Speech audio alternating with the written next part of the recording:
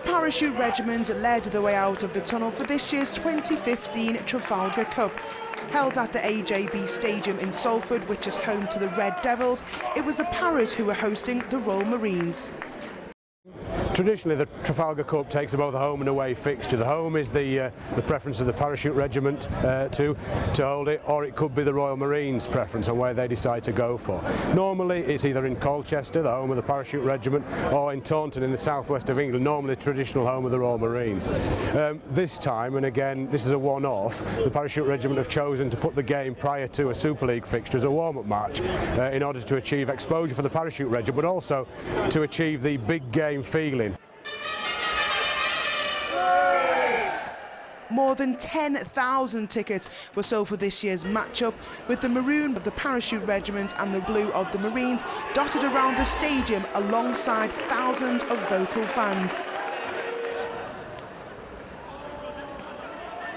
The Trafalgar Cup has been contested every year since 1998, where military operations and commitments have allowed, and team members have passed some of the British military's toughest courses, P Company for the Paras and the Commando course for the Royal Marines.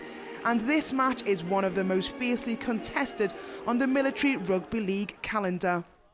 We have every intention to retain the trophy this year and to increase the lead that we have over the Parachute Regiment in the competition overall.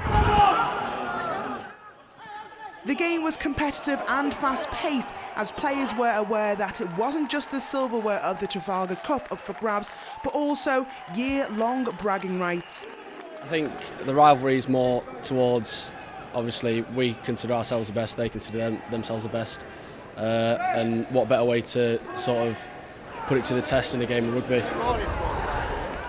Going into the Cup, the Royal Marines held a 7-5 lead in the series, but at the end of the 80 minutes, the Royal Marines were triumphant. The Paras are good in the air, but the Marines are good on the ground, and we really pushed them all the way. And the disappointment was clear on the faces of both the Parachute Regiment team and also their fans. I think that the Marines were a bigger team. They were stronger. And our main fault was losing the ball. We kept losing the ball. Instead of keeping hold of it, we kept losing. So it's final score here at this year's Trafalgar Cup, and I think the score itself tells the story. Paras 26, Marines 36. So as you can see, the crowd are ecstatic, and indeed the players are. It's all to play for next year. Jessie Aru-Phillips, Forces News in Salford.